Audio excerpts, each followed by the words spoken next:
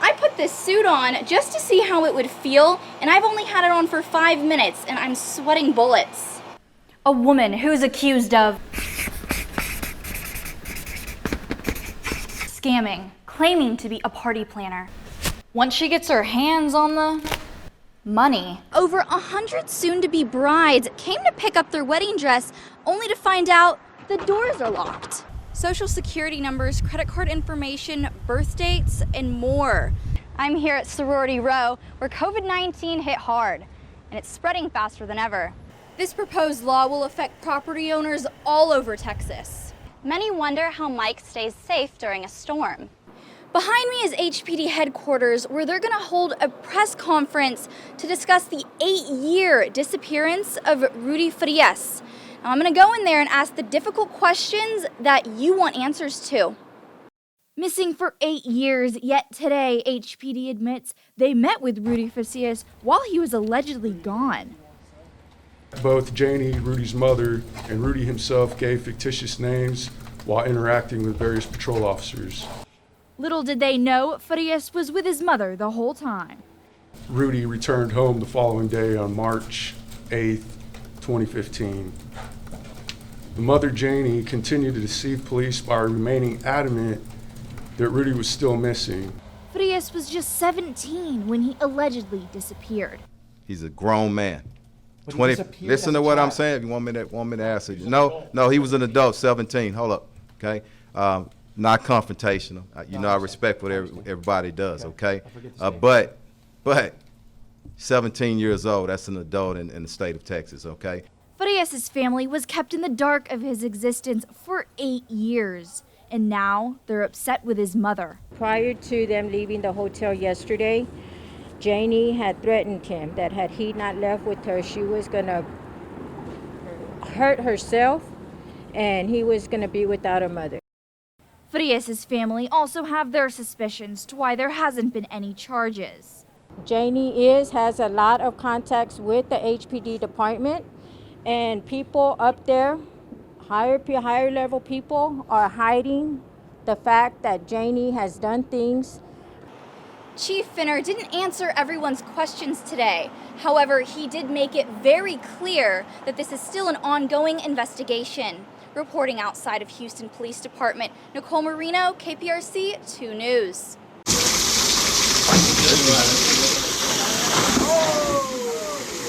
Water falling through the ceiling and students treading through ankle-high water just to get to class. At the time, LSU said Patrick F. Taylor was the only building damaged during the freeze and that it would cost the school just under $40,000. But when LSU replied to our open records request, the amount of work it said was being done would total to $1.6 million. Another document showed nearly 24 buildings had problems, 18 on campus and 3 across the city. The home of the defending national champion baseball team had damage to a handful of third-floor luxury suites and a concession stand. The stadium's general manager, Matthew Montgomery, says the problem started with the fire suppression system. Condensation got into the fitting, and then that condensation froze and expanded the fitting to where the fitting broke, and then the air released out of the fire suppression system. When the air released, so did a heavy stream of water. But one thing Montgomery is sure of is it won't happen again. With the water leak going on, the water was kind of going in the wrong direction. So we've since turned the valve the other way so that it points to the parking lot, and we'll shoot into the parking lot if it ever fails again. The beach volleyball facility had damage too, as did the Bernie Moore track stadium along Nicholson Drive. So did the Art and Design building and even facility services, and more than a dozen other campus buildings. And off-campus locations damaged include the Innovation Park building, the Rural Life Museum off Essen Lane, and the Hilltop property. LSU's Assistant Director of Facility Operations said taking care of a large university during a freeze isn't easy. With over 500 buildings on campus to care for, it's not as simple as going outside and doing what you do at your home, but we do address those during construction. Deep freezes don't happen often here, but Sansoni says the school will be better prepared next time. Reporting for Tiger TV News, I'm Nicole Marino.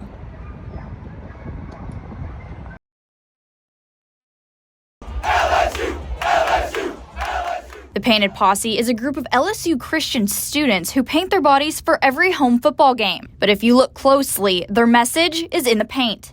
The cross is a real important part of what they do each week.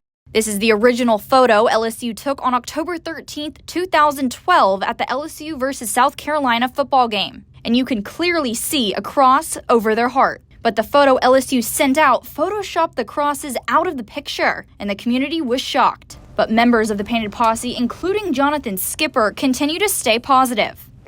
We don't want to make it a bigger deal than it is, because as bad as it was, it's really not that big of a deal in the long run. Back in 2012, LSU released a statement that reads, "We don't want to imply we're making any religious or political statements, so we airbrushed it out. Only one of the students who didn't appreciate it actually contacted us about it, so next time we'll just choose a different photo." Director of the Baptist Cleats Ministry at LSU, Steve Masters, claims that the photo had little impact among members of the organization.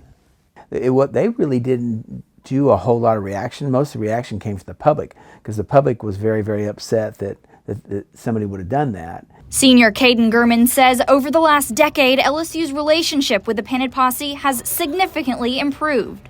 Current president of LSU, William Tate, he has been very receptive to us. I think I don't know a game where he hasn't come by and given us a high five, talk to us, be like, "Hey boys, glad to see y'all out here." Gurman says nothing can bring down their school spirit. At the end of the day, we're all Tigers. We're all bleeding purple and gold. We're going to support them no matter what. Good job, bud. Good job. Dylan Cruz, LSU baseball's center fielder, has been working with the organization since his freshman year, and he can't get enough of it. A lot of times those kids get left out, with other kids. Don't get invited to birthday parties, don't have as much friends.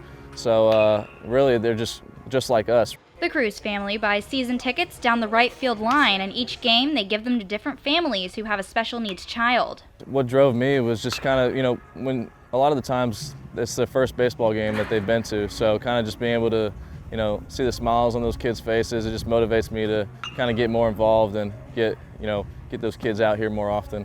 Can we put your jersey on? Cruz designates his time to families within the Miracle League, like the Peter Hills family and their son Nathaniel. Being with other kids with special needs, like visible special needs, and I think that it just has been really important for him and for all of us. Like he made a really good friend on the team too. Do you need a hat? Okay. The Miracle League gives children with special needs the opportunity and courage to play baseball. He knows what to do now. He knows what he's capable of. He goes up, he knows which bat works best for him, so he goes and gets that bat, and if somebody gives him a different one, he puts it down and goes and gets the one he likes.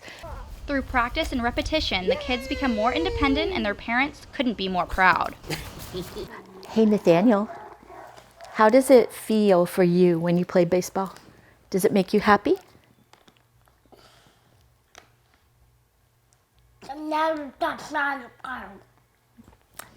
It usually makes him very happy, yes. Nathaniel, look at Mama, she's going to throw you the ball. The organization provides special needs kids with the experience of playing baseball, something their parents never thought was possible until now. My family always tells me it's great to be a good ball player, but it's even better to be a better person outside of the field. Cruz has big plans for Autism Awareness Day. I'm going to do some autism awareness type cleats, maybe have some kids sign it. But yeah, I'm going to, I did pretty well with it last year, but it's my last year here, so I'm going to go above and beyond.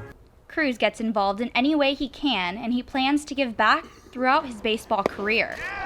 I hope to start my own foundation here after college and, just get involved more, raising money for the families and, just supporting those kids as much as I can throughout my whole career and even after my career. Cruz hopes to continue inspiring the disabled and hopes to serve as a positive role model and inspiration for aspiring athletes. Reporting for Tiger TV News, I'm Nicole Marino.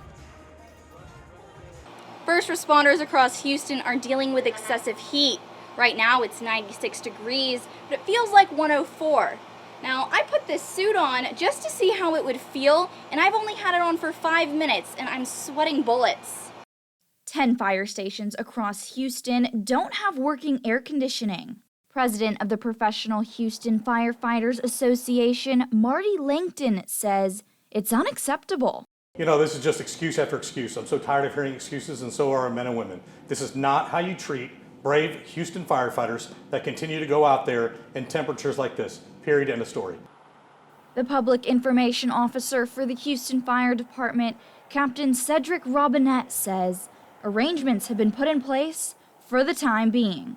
I know it's been addressed, and it's currently they have cooling systems there to rectify the problem until the repair is completed. The General Services Department that manages facilities throughout the city is having trouble finding parts, and it's something Langton has heard before.